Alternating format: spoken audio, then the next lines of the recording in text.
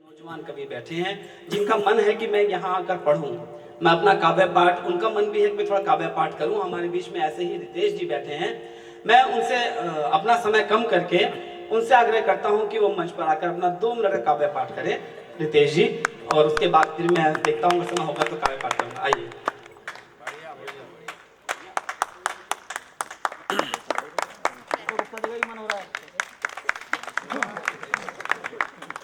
माँ सरस्वती को नमन करता हूँ, माँ सरस्वती को प्रणाम करता हूँ। मंच पर उपस्थित सभी महाकवियों को मेरा सादर प्रणाम। आप सभी सम्मानित श्रोताओं को मेरा सादर नमस्कार। निश्चित तौर पर समय की अपनी सीमा है, ज्यादा समय व्यर्थ न करते हुए सीधा अपने काव्य पाठ पर आता हूँ। देश की वर्तमान स्थिति ऐसी है कि देश में चुनावी माहौल है। अलग अलग राजनीतिक दल अपने अपने उम्मीदवारों, अपने अपने राजनेताओं को इस रण में उतार रहे हैं। निश्चित तौर पर वे देश के प्रतिनिधित्व के लिए उचित दावेदार होंगे, परंतु मेरी सोच अलग है, मेरी विचारधारा अलग है। मेरी सोच मेरी विचारधारा से सहमत हो जो चौथी पंक्ति पर आपका आशीर्वाद चाहूंगा। मेरी नजर में कैसा होना चाहिए इस देश का प्रतिनिधित्व कि आन भी हो, मान भी हो, केसरी में जान भी हो। कैसा होना चाहिए सवारा हिंदुस्तान का नेता कि आन भी हो, मान भी हो, केसरी में जान भी हो, कश्मीर के पीर के आभास वाला चाहिए। सरहदों पे रक्त का जो मूल्य जानता हो और भारतीय के वीर के विश्वास वाला चाहिए कि आन भी हो, मान भी हो, केसरी में जान भी हो, कश्मीर के पीर के आभास वाला चाहिए। सरहदों पे रक्त का जो मूल्य जानता हो और भारतीय के वीर के विश्वास वाला चाहिए। हिंद का गुमान भी हो, शक्ति का प्रमाण भी हो, हिंद का गुमान भी हो, शक्ति का प्रमाण भी हो, काल के बिगुल से सर्वनाश वाला चाहिए। वैर रखे वैरी के कपोत के मिलाप से जो स्वाभिमान नेताजी सुभाष वाला चाहिए। वैर रखे वैरी के कपोत के मिलाप से जो स्वाभिमान नेताजी सुभाष वाला चाहिए। और देश में जब भी हमारा कोई सैनिक, हमारा कोई सिपाही शहीद होता है तो उसके साहस, उसकी वीरता की पराकाष्ठा को पूरे देश में गाया जाता है। लेकिन इस शहादत, इस बलिदान में मात्र सैनिक, उस सिपाही का ही शौर्य और वीरता नहीं होती, बल्कि उस स्त्री, उस वीरांगना की भी उतना ही साहस, उतनी ही वीरता होती है जो उसे भीगी आंखों से युद्ध के लिए विदा करती है।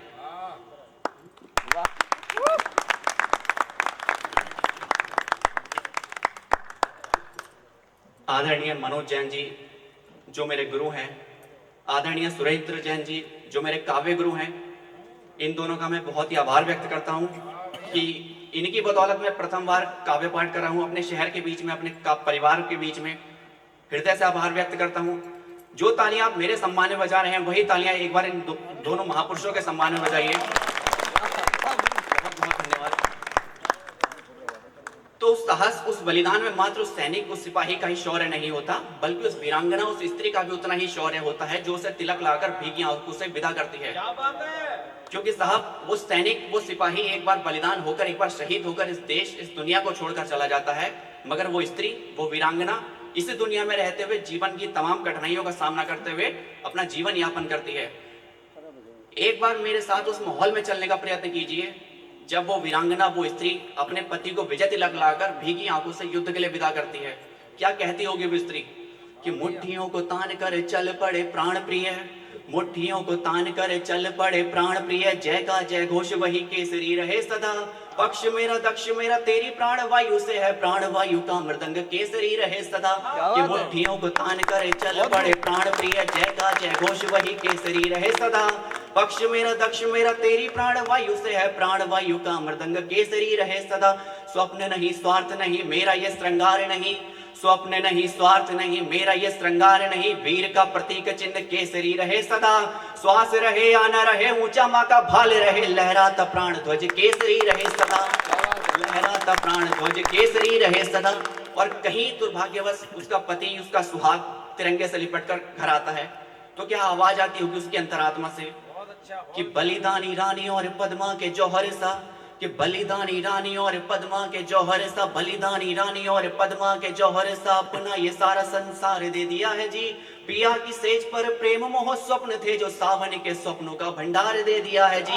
सरहदों ने मांगा था जो केसरिया रंग कभी, सरहदों ने मांगा था जो केसरिया रंग कभी, सरहदों ने मांगा था जो केसरिया रंग कभी, मांग के सिंदूर से था प्यार दे दिया है जी। लहरे आसमां मेरा ये तिरंगा इसलिए अपना ये 16 श्रृंगार दे दिया है जी। लहरे आसमां मेरा ये तिरंगा इसलिए अपना ये 16 श्रृंगार दे दिया है जी। बहुत बढ़िया, बहुत बढ़िया, छा गए। और जब भी हमारे देश में किसी सैनिक, किसी सिपाही के पार्थिव शरीर को उसके पैतृक गांव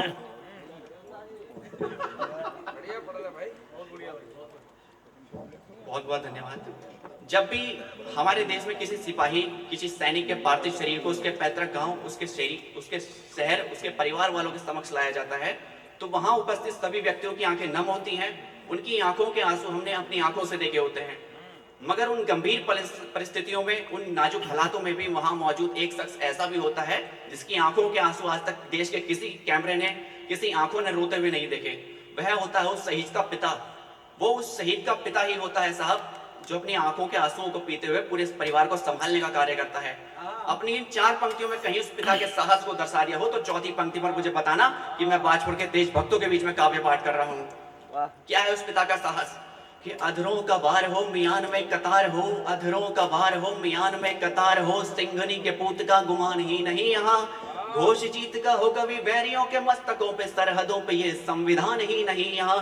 कि अधरों का वार हो मियान में कतार हो, सिंघनी के पूत का गुमान ही नहीं यहाँ, घोष जीत का हो कभी बैरियों के मस्तकों पे, सरहदों पे ये संविधान ही नहीं यहाँ। बोटियों में रक्त हो फिर भी नतमस्त हो, बोटियों में रक्त हो फिर भी नतमस्त हो, भारतीय के भक्त का प्रमाण ही नहीं यहाँ। और लाश हो तिरंगे में हिंद के शेरों की, किंतु सवा शेरों के रोने का विधान ही नहीं यहाँ। लाश हो तिरंगे में हिंद के शेरों की, किंतु सवा शेरों के रोने का विधान ही नहीं यहाँ। ये है देश की ताकत, ये है तिरंगे का शौर्य।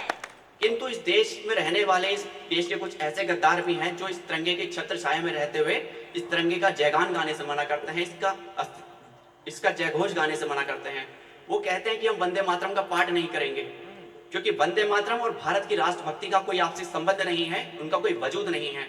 अपनी 4 पंक्तियों में कहीं वंदे मातरम और भारत की राष्ट्रभक्ति का आपसी संबंध, उनका अस्तित्व दर्शा दिया हो तो आपका आशीर्वाद चाहूंगा।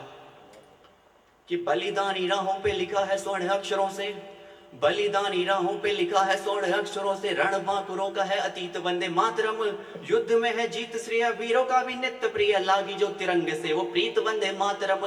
शेखर सुभाष अशफाक की धरा पे जन्मी, शेखर सुभाष अशफाक की धरा पे जन्मी, है अतुल रघुकुल रीत वंदे मातरम। हिंद के है वीर में जो शोणित उबाल खाता, शौर्य का प्रतीक महागीत वंदे मातरम।